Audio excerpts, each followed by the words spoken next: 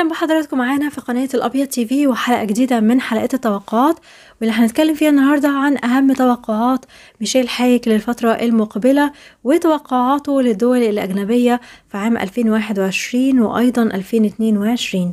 لو انت جديد معانا اشترك دلوقتي في القناة وفعل الجرس عشان توصلك فيديوهاتنا اول باول، ولما يعجبك الفيديو ياريت تعمل لايك عشان توصله لاكبر عدد ممكن من اللايكات، وكمان تكتب لنا في التعليقات رأيك في توقعات ميشيل حايك النهاردة. ميشيل حايك بيتوقع اكتشاف وثائق ذات صلة بأنبياء العهد القديم، وأيضا بيتوقع سقوط طائرة عربية ومشاهد غير مألوفة لأمواج البحر المتوسط. شايف كمان تهديدات لرئيس وزراء بريطانيا وقال إنها ستبقى فقط كلاما. بيتوقع أن ما سيحدث في قصر باكنغهام لم يحدث سابقا. بيتوقع أن شعبية الرئيس ماكرون هتكون على المحك، وخبر مثير عن السيدة الفرنسية الأولى.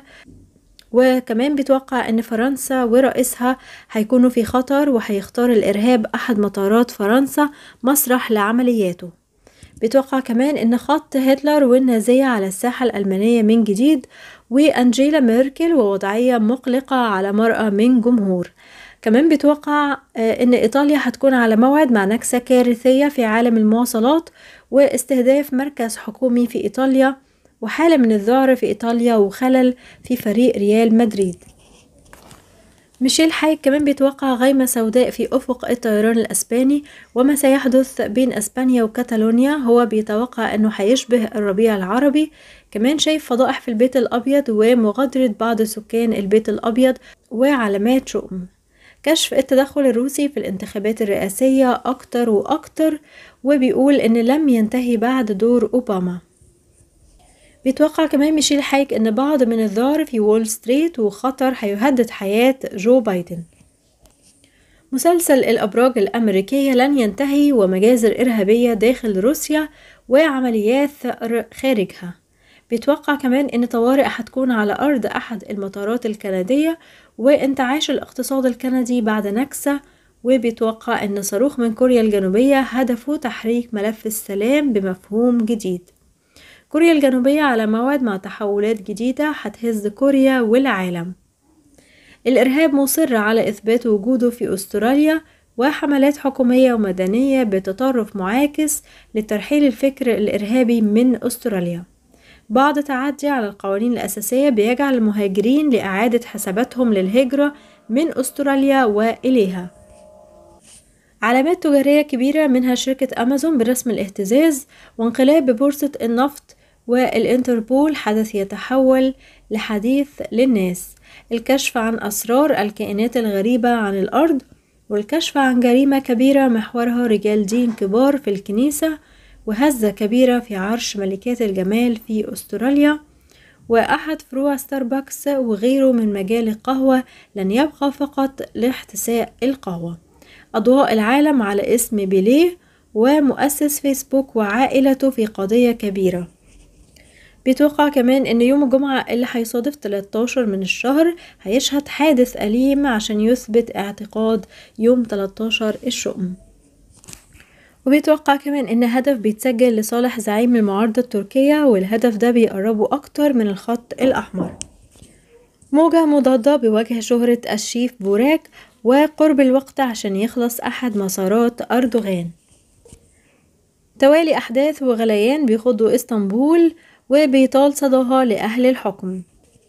المعارض الروسي هيسجل كذا نقطة، والنقاط دي هترسم حواليه دايرة جديدة من الخطر. بيترفع الغبار عن ملف الجاسوس الأمريكي سنودون اللاجئ لروسيا، وانكشاف حلقة من مسلسل الإرهاب الضخم على الأراضي الروسية. سلاح الغدر موجه إلى بوتين. الهدف الجوي هويته روسية. بيتوقع كمان ان المغني إلتون جون هيهوي، و10 داونينج ستريت بيفقد سلامه لبعض الوقت، ومستجدات بتدعي جمهور مستر بيم للتأهب، والإرهاب بيلقن الإنجليز ببلدهم وخارج بلدهم بعض الدروس. حتى قصر باكنغهام بيخترق، وبينطلق العد العكسي بمستقبل اسكتلندا. في روزنامة العيلة المالكة في 2021 أكتر من ورقة سوداء، ويوم بعد يوم بتتساقط واحدة وراء التانية. حالة طوارئ بعالم الطيران البريطاني، ومش هيقدر جونسون يأمن لنفسه حزام الأمان من سلسلة أزمات.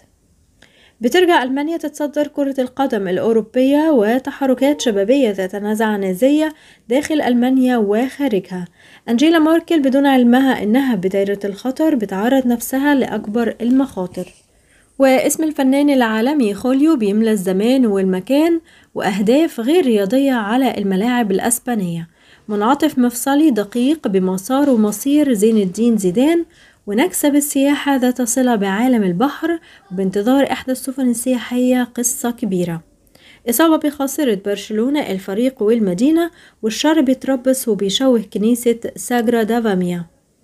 زيارة بابوية بتحمل علامات استفهام، وبتفتح عدد من الملفات من خلال هذه الزيارة. موجة استنكار وغضب على حدث مرتبط بساحة القديس بطرس وبولس الفاتيكان. مخطط إرهابي بأيدي الاستخبارات. ورئيس الوزراء الكندي بمشهد استثنائي قريب من مشهد انتقامي، وأمر طارئ بمسار ومصير إحدى الطائرات. والشرطة الأسترالية بمواجهة مخطط إرهابي كبير، والصناعة الدوائية الأسترالية هتدهش العالم. مؤسسات دينية ورجال دين لبنانيين هيكونوا بالضوء بين لبنان وأستراليا. انتشار خبر محزن عن وجه معروف جدا بصفوف الجالية اللبنانية في أستراليا. بلبلة واهتزاز بشركة هواوي الصينية، والمرة دي أداة الجريمة آلة تصوير. أما توقعات ميشيل حايك المتفرقة للعالم، فبيتوقع أن اسم رونالدو جونيور بقلب الشاشة، وإشارات غريبة حول نجومية نيمار. ظهور سماوي جديد بين فاطمة وميدي جوريه. جزء من أوبر بيتزعزع بعد ورطة. رغم موت الليدي ديانا ومايكل جاكسون، هتتبين أسرار وحقائق بتهز محبينهم. الشؤم بيحوم حول بطل من أبطال الصف الأول بكرة القدم، والجمهور يبكي. عالم كرة القدم مارادونا من نعشه، ألغاز وأسرار برسم الانكشاف وتفجير حقائق. خبر صاعق محوره أمر مرتبط بنتفليكس. المرة دي مش زي كل مرة، ارتطام الجزء الصلب بالكرة الأرضية هيحصل، وهيكون شيء قاسي جدا. سويسرا بانتظارها هزتين، واحدة في عالم المال والبورصة والبنوك، والتانية في عالم الاستقرار والأمان. وعدد من الحوادث هيكون غريب على الشارع السويسري. متابعينا الأعزاء، بكده نكون وصلنا معاكم لنهاية حلقة النهاردة من أهم وأخطر توقعات ميشيل حايك اللي ما زالت لم تتحقق حتى الآن، وتوقعاته للدول الأجنبية في 2021 وكمان في 2022. بشكركم جدا على حسن متابعتكم. ما تنسوش تعملوا اللايك والاشتراك في القناة. هستنى تعليقاتكم وآرائكم، ودمتم بكل الخير والحب والسعادة.